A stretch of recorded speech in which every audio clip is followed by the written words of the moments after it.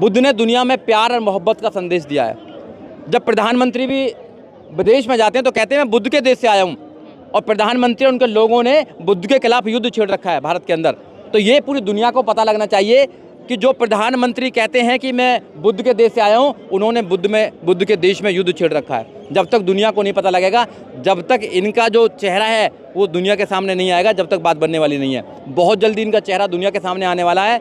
जो इन्होंने षड्यंत्र कर रखा है वो षड्यंत्र बहुत जल्दी अभी ओपन होने वाला है। सारे लोग जागरूक होने वाले हैं, और जो बुद्ध विहार है जो वहाँ का गया का, वो हमको मिलने वाला है और मुक्त होने वाला है। और सरकार जो हिंदू मुस्लिम करा रही है और हर मस्जिद के नीचे मंदिर खोद के निकाल रही है, तो मैंने बहुत पहले एक चैनल के माध्यम से बोला था कि अगर हर मंदिर खोदेंगे तो वहाँ एक बौद्ध मठ और बौद्धों का ही एक स्थान मिलेगा, बौद्ध स्थल ही मिलेंगे।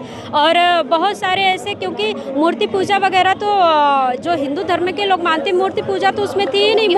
मूर्ति तो गौतम बुद्ध की भी बनाई जाती है। मूर्ति गौतम बुद्ध जी की ही थी। मूर्ति का अगर इतिहास देखा जाए तो बुद्ध जी की ही मूर्तियाँ थी, सम्राट अशोक की, हाँ, उनके टाइम पे थी। लेकिन आप देख रहे हैं द जनता लाइव, मैं हूँ कशिश आपके साथ। आज का जो दिन है वो पूरे बहुजन समाज के लिए काफ़ी ज़्यादा महत्वपूर्ण माना जा रहा है, क्योंकि देखा जाए जो काशीराम जी थे उनकी आज यहाँ पर जन्म तिथि है और 15 मार्च 1934 में उनका जन्म हुआ था। और लगातार यही कहा जाता है कि जो बहुजन समाज है उसके लिए तो फायर ब्रांड नेता के तौर पर उनको देखा गया था। इस वक्त हमारे साथ दिल्ली प्रदेश अध्यक्ष बसपा के सुरजीत सम्राट जी हैं, उपाध्यक्ष सुरजीत सम्राट जी है। तो सर, सीधा सवाल तो मेरा यही है कि आज का जो दिन है किस तरीके से महत्वपूर्ण है? देखिए, आज का जो दिन है वो बहुत महत्वपूर्ण है बहुजन समाज के लिए और देश के लिए। माननीय काशीराम साहब ने जो बहुजन समाज के लोगों को एक सपना दिया है कि वोट हमारा राज तुम्हारा नहीं चलेगा, नहीं चलेगा। और 14 अप्रैल 1984 को माननीय काशीराम साहब ने बहुजन समाज पार्टी की स्थापना करके इस देश में शोषित वंचित समाज को इस देश का हुक्मरान बनाने के लिए जो सपना दिखाया था, वो माननीय काशीराम साहब की सोच है।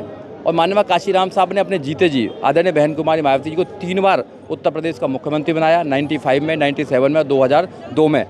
और माननीय काशीराम साहब के जाने के बाद आदरणीय बहन कुमारी मायावती ने उस सपने को आगे पहुंचाते हुए 2007 से लेकर 2012 तक उत्तर प्रदेश में जो शासन किया है, ऐसा शासन आज तक पूरे देश में कहीं नहीं हुआ है। बहन जी ने शासन, प्रशासन, अनुशासन, बहन जी ने न्याय, समता, सप्तनता, भाईचारे का जो वहाँ पर लोगों को एक न्याय देने का काम किया था, वो आज तक किसी सरकार ने नहीं दिया है।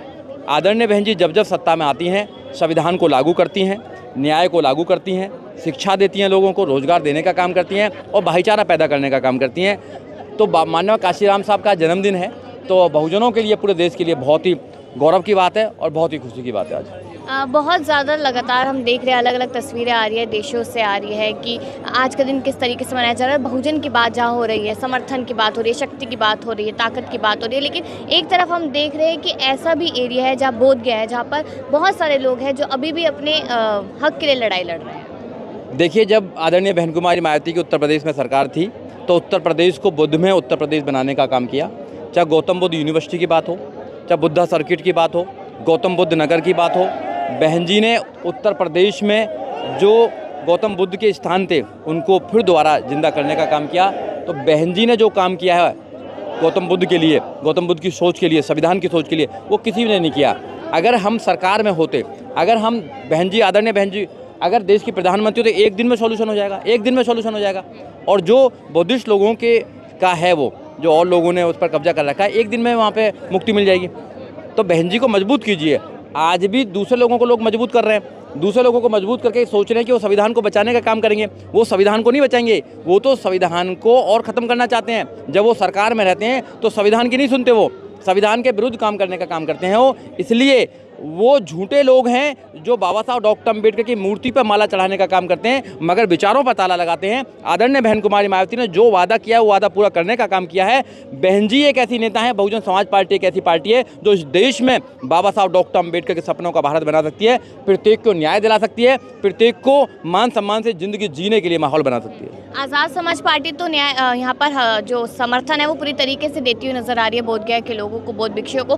बसपा का क्या स्टैंड है? बसपा का तो पहले दिन से ही है।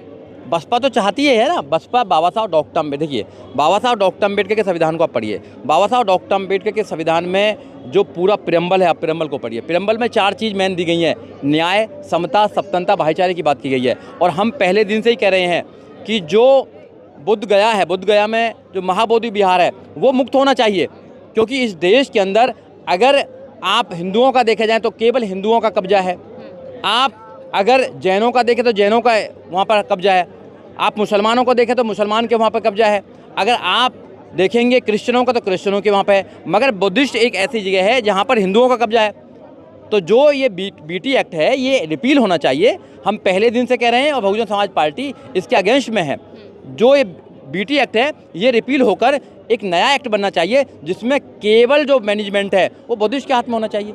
इसमें तो कोई प्रॉब्लम वाली बात नहीं है, तो पहले दिन से ही कर रहे हैं। और मैंने अभी बताया ना आपको, बहन जी जब सरकार में होती हैं तो कथाकथ गौतम बुद्ध के सपनों का भारत बनाना चाहती हैं। अखंड भारत जो था, जो अखंड भारत इस देश के अंदर था, जो सम्राट अशोक का भारत था, वही भारत दोबारा आना चाहिए जहाँ सबको न्याय मिलता था।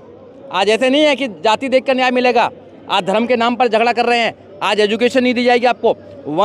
वन इलेक्शन की बात करते हैं, एक वन नेशन वन एजुकेशन की बात क्यों नहीं करते आप? कास्टलेस सोसाइटी बनाइए ना आप। जाति मुक्त जब समाज होगा तो समाज आगे बढ़ पाएगा, देश आगे बढ़ पाएगा। आप कैशलेस तो बनाना चाहते हैं मगर कास्टलेस नहीं बनाना चाहते। तो प्रधानमंत्री कुछ कहते और हैं, करते कुछ और हैं। एकमात्र नेता बहन जी हैं जो कहती हैं वो करती हैं जब सत्ता में आती हैं। आपने कहा कि मायावती जो है उनको पूरा समर्थन मिल रहा है, यानी कि वो पूरा समर्थन दे रही है, लेकिन जनता का समर्थन का है? क्योंकि हम देख रहे हैं उत्तर प्रदेश ही नहीं, जहाँ जहाँ वो चुनाव लड़ती है इस बार जीरो पे नजर आती है। देखिए ऐसा है, बार बार सारे पत्रकार केवल जीरो की बात करते हैं। जब हम सत्ता में थे, जो सत्ता में काम किया उनकी तो बात नहीं करते आप। ये जितना बड़ा आप देख रहे हैं भव्य, ये बहुजन प्रेरणा केंद्र ये बहन जी की सरकार में बना था। आप उत्तर प्रदेश जाएंगे, उत्तर प्रदेश में राष्ट्रीय दलित प्रेरणा केंद्र जो था वो बहन जी की सरकार में बना था। जो गौतम बुद्ध यूनिवर्सिटी है वो बहन जी की सरकार में बना, 511 एकड़ में बनाई थी। जो हाईवे बनाए, जो कॉलेज बनाए, जो स्कूल्स बनाए, जो लोगों को नौकरी देने का काम किया, जो उत्तर प्रदेश को उत्तम प्रदेश बनाने का काम किया, उसकी तो बात एक बार भी नहीं करते हैं। भ्रमित कर कर हमारे लोगों को भ्रमित किया गया है। नोटों वाले जो लोग हैं वो हमारी वोटों को खरीदना चाहते हैं। और कुछ जो लोग हैं, कुछ ढोंगी लोग आ गए हैं, बाबा साहब डॉक्टर अम्बेडकर की बात करने वाले, केजरीवाल जैसे लोग, कि बाबा साहब की बात तो करेंगे मगर बाबा साहब डॉक्टर अम्बेडकर की मानेंगे नहीं। बाबा साहब डॉक्टर अम्बेडकर की मूर्ति पे माला तो चढ़ाएंगे मगर विचारों पर ताला लगाने का काम करेंगे। अगर उनका मिनिस्टर ही बाबा साहब डॉक्टर अम्बेडकर की बात करता है, 22 प्रतिज्ञा लेकर है, तो उसको निकालने का काम करेंगे। तो ऐसे लोगों से समाज को बचना चाहिए। और वो तो कसम खाते थे, वो तो कहते थे कि भाई भगवान ने ऐसा कोई बनाया नहीं जो मुझको हरा देगा, वो तो भगवान और उसकी बात करते हैं। तो भैया अब तो हार गए वो। अब तो समाज को समझना चाहिए कि फिर अपनी पार्टी को मजबूत बनाइए। एक ही विकल्प है, केवल बहुजन समाज पार्टी, और विकल्प नहीं है कोई भी। बहुजन समाज पार्टी को मजबूत कीजिए, आदरणीय बहन कुमारी मायावती को मजबूत कीजिए। इन लोगों की नाक में नकेल डालने का काम कोई कर सकता है तो आदरणीय बहन जी कर सकती हैं, और कोई नहीं कर सकता। और जितने भी लोग ये जो हैं टुटवैये नेता जो हैं, जो बहन जी के ऊपर जो ये कमेंट करते हैं, वो तो अपने आकाओं को खुश करना चाहते हैं। अगर वो अपने आकाओं को खुश नहीं करेंगे तो उनके आका कैसे राज्यसभा भेजेंगे, कैसे उनको टिकट देने का काम करेंगे? ये अभी से थोड़ी हो रहा है, ये तो माननीय काशीराम साहब के समय भी था, बाबा साहब के समय भी था। तो बहन जी जो नेता हैं वो बहुत ही लोकप्रिय और जनप्रिय नेता हैं, न्यायप्रिय नेता हैं। इसलिए बहन जी के हाथों को मजबूत कीजिए। तो काशीराम जी हमेशा एक पेन की बात करते थे कि वो कैप है, रिफिल को लेकर कहते थे 85% है बहुजन, उनको अपनी ताकत समझनी चाहिए। कैसे समझे अपनी ताकत? देखिए समझा रहे हैं लोग, बहन जी तो निर्देश देती है। माननीय काशीराम साहब जीते जी, जब तक माननीय काशीराम साहब जिंदा रहे, पूरे जीवन अपना काम करते रहे। बहन जी ने पूरा जीवन दे दिया। लाखों करोड़ों लोगों ने इस बहुजन मूवमेंट को बनाने के लिए अपने कुर्बानी देने का काम किया है। आज भी बहुत सारे लोग हैं जो बहुजन समाज को समझाने का काम कर रहे हैं, नौजवानों को समझाने का काम कर रहे हैं। नौजवान जो हैं उनकी भी ड्यूटी बनती है कि माननीय काशीराम साहब, बाबा साहब डॉक्टर अम्बेडकर और बहन जी के जो सपनों का भारत है उसको बनाने का काम करें।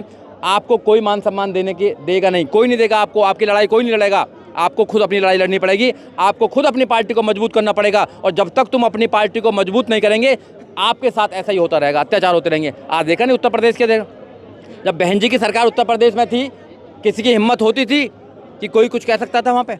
आज वहाँ बारात नहीं निकलने दी जाती है, आज घोड़ी पे नहीं चढ़ने दिया जाता है, मूंछों के नाम पे मार दिया जाता है। किसी की हिम्मत थी क्या? बताइए। तो अपनी सरकार बनाइए और न्याय लीजिए। अगर आपको न्याय नहीं मिल रहा तो इसलिए नहीं मिल रहा क्योंकि अपनी सरकार नहीं बना रहे, आप अपने नेता को कमजोर कर रहे हैं, अपनी पार्टी को कमजोर कर रहे हैं। और जो इंसान अपने परिवार को, अपने घर को कमजोर करेगा, फिर उसकी तो हालत यही होने वाली है। इसलिए अपने परिवार को, अपनी पार्टी को मजबूत कीजिए। जिस दिन अपने नेता को मजबूत करेंगे, इस देश में आपका मान सम्मान से आपका ज़िंदगी जीने का मौका मिलेगा। बोधगया का मामला जो बोधगया में तो चल ही रहा है, लेकिन अब दिल्ली में भी हमने कुछ दिन पहले देखा था कि काफ़ी बौद्ध भिक्षु आए थे, लोगों का समर्थन मिला, तो ये मामला दिल्ली तक पहुंच चुका है। लेकिन अब आगे क्या? देखिए ऐसा है, जितने भी देश के लोग हैं, देखो तथागत गौतम बुद्ध भारत के अंदर नहीं है, पूरी दुनिया के अंदर है। बुद्ध जो है इंटरनेशनल एक पर्सनैलिटी है और बुद्ध एक दुनिया के पहले समाज सुधारक मैं कहूँगा उनको, क्योंकि बुद्ध ने कहा कि मानव मानव एक समान। बुद्ध ने दुनिया में प्यार और मोहब्बत का संदेश दिया है। जब प्रधानमंत्री भी विदेश में जाते हैं तो कहते हैं मैं बुद्ध के देश से आया हूँ, और प्रधानमंत्री और उनके लोगों ने बुद्ध के खिलाफ युद्ध छेड़ रखा है भारत के अंदर। तो ये पूरी दुनिया को पता लगना चाहिए कि जो प्रधानमंत्री कहते हैं कि मैं बुद्ध के देश से आया हूँ, उन्होंने बुद्ध के देश में युद्ध छेड़ रखा है। जब तक दुनिया को नहीं पता लगेगा, जब तक इनका जो चेहरा है वो दुनिया के सामने नहीं आएगा, जब तक बात बनने वाली नहीं है। बहुत जल्दी इनका चेहरा दुनिया के सामने आने वाला है। जो इन्होंने षड्यंत्र कर रखा है वो षड्यंत्र बहुत जल्दी अभी ओपन होने वाला है, सारे लोग जागरूक होने वाले हैं, और जो बुद्ध विहार है जो वहाँ का गया का, वो हमको मिलने वाला है और मुक्त होने वाला है। भाई पंडित पांडे है जो ये कह रहे हैं कि जो बौद्ध भिक्षु वहाँ पर है उनको चप्पल मार के भगाया जाए, धक्के मार के, थप्पड़ मार के, ऐसे तमाम बयान वो दे रहे हैं। देखिए ऐसे लोग तो देते रहते हैं, उनकी रोजी रोटी क्या करेगी? वो धंधा करते हैं, धंधेबाज लोग हैं, तो उनके धंधे पे बुद्ध ने तो शुद्ध करना बताया है। बुद्ध ने तो अंधविश्वास को बकाया है। बाबा साहब डॉक्टर अम्बेडकर अंधविश्वास को हम नहीं मानते हैं, और ये तो बाबाओं की सरकार है, बाबाओं को आगे बढ़ाने का काम कर रही है। तो ऐसे बाबा बोलते रहते हैं, पब्लिसिटी के बोलते हैं, बाबाओं के क्या कहना है? ऐसे बाबा तो जेल में होंगे अगर सही सरकार होगी, अगर संविधानवादियों की सरकार होगी तो ऐसे बाबा जेल में होंगे। और सरकार जो हिंदू मुस्लिम करा रही है और हर मस्जिद के नीचे मंदिर खोद के निकाल रही है, तो मैंने बहुत पहले एक चैनल के माध्यम से बोला था कि अगर हर मंदिर खोदेंगे तो वहाँ एक बौद्ध मठ और बौद्धों का ही एक स्थान मिलेगा, बौद्ध स्थल ही मिलेंगे। और बहुत सारे ऐसे, क्योंकि मूर्ति पूजा वगैरह तो जो हिंदू धर्म के लोग मानते हैं, मूर्ति पूजा तो उसमें थी ही नहीं। मूर्ति तो गौतम बुद्ध की भी बनाई जाती है। मूर्ति गौतम बुद्ध जी की ही थी। मूर्ति का अगर इतिहास देखा जाए तो बुद्ध जी की ही मूर्तियाँ थी, सम्राट अशोक की, हाँ उनके टाइम पे थी। लेकिन यहाँ पे कुछ लोग जो है हमारे जो है विरासत को हथियाने का काम कर रहे हैं, चोरी करने का काम कर रहे हैं। चोरी पाखंड यही तो उनका धर्म है, और क्या है। उन लोगों ने ये भी कहा कि हमारे हाथों से अयोध्या, जिसका नाम पहले साकेत होता था, वो तो जाने दिया हाथों से, लेकिन बोध गया को नहीं जाने देंगे। समर्थन पूरी तरीके से मिल रहा है उनको, नहीं मिल रहा है? देखिए जो साकेत पूरी अयोध्या की बात कर रहे हैं, तो मैं भी वहीं आजमगढ़ से बिलोंग करती हूँ। मुझे पता है जब वहाँ पे कंक्रीट जब खुदाई हो रही थी कंक्रीट, उसमें काफ़ी बौद्ध के अवशेष मिले हैं। तो इससे प्रतीत होता है कि हाँ वो बौद्धों की नगरी थी और उसका इतिहास भी है। और रही बात जो है बोध गया की, तो कहीं भी आप देख लीजिए ये बौद्ध मूर्तियाँ भी जो है ना, ये लिपापोती करके अपने धार्मिक देवी देवता बना लेते हैं, वो बुद्ध जी ही है। और इसको हाथ से नहीं जाने देंगे, बिल्कुल नहीं जाने देंगे। इसके लिए क्योंकि हम बौद्धों की विरासत है और बौद्धों का इतिहास है, बौद्धों का ये स्वर्णकाल रहा है, और बौद्ध टाइम में ही देश विश्व गुरु रहा है। तो भारत को फिर से विश्व गुरु अखंड भारत तब था, अब मोदी जी कहते हैं या उनके लोग कहते हैं कि अखंड भारत अब बन रहा है, तो अब नहीं है। बिल्कुल नहीं था, बिल्कुल नहीं। अखंड भारत तब था, अशोक के समय में था। और एक चीज़ आपको बता दो कि ये विश्व गुरु बनाने की बात है, बार बार कहते विश्व गुरु। भारत कब था? बौद्ध काल में था ना विश्व गुरु, हिंदू राष्ट्र में थोड़ी था। तो इसलिए बौद्ध राष्ट्र बनाओ, मैं तो मांग करती हूँ बौद्ध राष्ट्र बनाओ, जिसमें कि सभी को शांति से जीने का अधिकार हो। ये ऊंच नीच भेदभाव ढोंग पाखंड आडंबर से दूर इंसान एक अच्छा जीवन। जो बौद्ध भिक्षु है, जो बोध गया वाला मामला जो पूरा है, वहाँ पे असपा मतलब आज़ाद समाज पार्टी की तरफ से पूरा समर्थन मिल चुका है। चंद्रशेखर आज़ाद रावण ने दे दिया। बसपा का कहाँ स्टैंड है?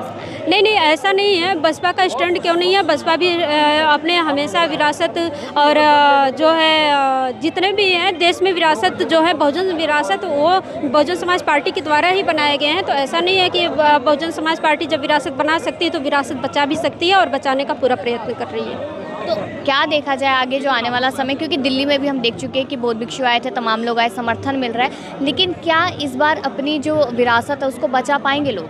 देखिए वो तो माननीय कोर्ट का जो आदेश आएगा, और मैं मानती हूँ कि कोर्ट से बड़ा कोई नहीं, कोई इस पे कोर्ट का आदेश आएगा, क्योंकि संविधान लागू होने से पहले ये चीज़ का इसका एक्ट बन गया था। जैसे राम मंदिर का फैसला आया ना, राम मंदिर का फैसला आस्था पे लिया गया। आस्था पे लिया गया, तो क्या बौद्धों की आस्था नहीं है? बौद्धों की जो आस्था है ना, उस आस्था पे भी तो जो है कोर्ट को इसका निर्णय करना चाहिए। ये तमाम तरीके से धार्मिक मुद्दों पे मरे कटे लड़े, इससे अच्छा है कि कोर्ट को इस चीज़ को संज्ञान में लेके इस पे एक अहम फैसला देना चाहिए। शुक्रिया आपका। यहाँ पर हमने देखा कि बोधगया को लेकर जितने भी सवाल लोगों के मन में बने हुए हैं, और यही एक बहुत बड़ा पॉइंट मैम ने कहा है कि आस्था पर जब राम मंदिर का फैसला आ सकता है तो बोधगया का क्यों नहीं आ सकता। अपनी राय दीजिएगा इस मुद्दे पर। लगातार जानकारी आप तक पहुँचाते रहेंगे। देखते रहे द जनता लाइव।